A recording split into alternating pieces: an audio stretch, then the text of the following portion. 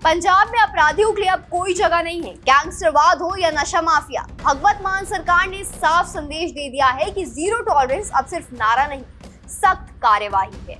और इसी संकल्प के साथ शुरू हुआ है ऑपरेशन प्रहार 2। नमस्कार, आप देख रहे हैं डीएनपी इंडिया और मैं हूं आपके साथ रीजू रॉय। आज बात उस महाअभियान की करेंगे जिसने पंजाब की कानून व्यवस्था को लेकर एक बार फिर राजनीतिक इच्छा शक्ति का बड़ा संदेश दिया है। मुख्यमंत्री भगवत सिंह मान के नेतृत्व में चल रहा ये ऑपरेशन केवल पुलिस कार्यवाही नहीं बल्कि एक व्यापक रणनीति का हिस्सा है। 72 घंटे के इस विशेष अभियान में पंजाब पुलिस पूरी ताकत के साथ मैदान में है। डीजीपी गौरव यादव की अगुवाई में पूरे राज्य में एक साथ छापेमारी, नाकाबंदी और धरपकड़ की कार्यवाही जारी है। हाई टेक नाके लगाए गए हैं, बिना नंबर प्लेट वाले वाहनों पर सख्त कार्यवाही हो रही है और किसी भी घटना के बाद पूरे इलाके को तुरंत सील करने की रणनीति बनाई जा रही है। खुद मुख्यमंत्री इस ऑपरेशन की निगरानी कर रहे हैं, जबकि पुलिस मुख्यालय के वरिष्ठ अधिकारी जिलों में मोर्चा संभाले हुए हैं।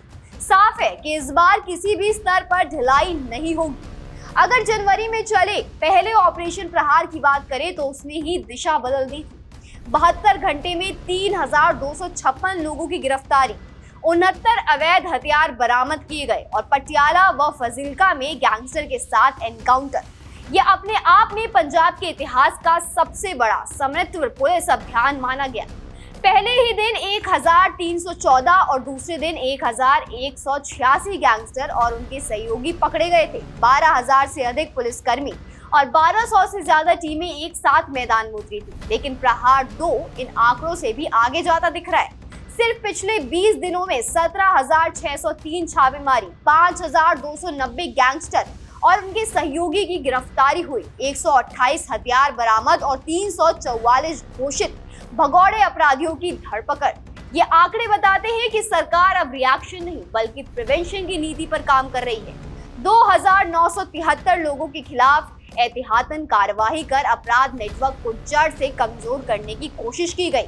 गैंगस्टर के साथ साथ नशे के खिलाफ भी जंग जारी है। युद्ध नशा विरोध अभियान के तहत 1 मार्च 2025 से अब तक 48,167 नशा तस्करों की गिरफ्तारी, 2,149 किलो हेरोइन की बरामदी और 15.91 करोड़ रुपए की ड्रग मनी जब्त की गई।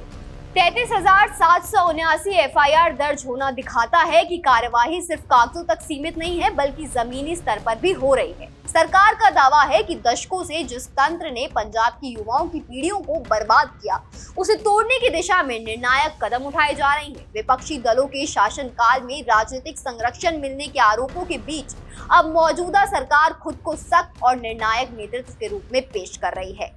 मुख्यमंत्री भगवत सिंह मान का संदेश स्पष्ट है, किसी भी मां का बेटा नशे या गैंगस्टरवाद की भेंट नहीं चढ़ेगा। सरकार ने जनता से भी अपील की है कि वो हेल्पलाइन 93946 पर गुप्त रूप से जानकारी दे ताकि समाज की भागीदारी से इस अभियान को और मजबूत किया जा सके। कुल मिलाकर ऑपरेशन प्रहार 2 ये संकेत देता है कि पंजाब में कानून व्यवस्था को लेकर अब समझौते की कोई गुंजाइश नहीं है। सवाल ये है कि क्या ये सख्ती लंबे समय तक स्थायी बदलाव ला पाएगी। फिलहाल आंकड़े यही कह रहे हैं कि सरकार अपराध पर निर्णायक प्रहार के मूड में है। आप इस कार्रवाई को कैसे देखते हैं? अपनी राय हमें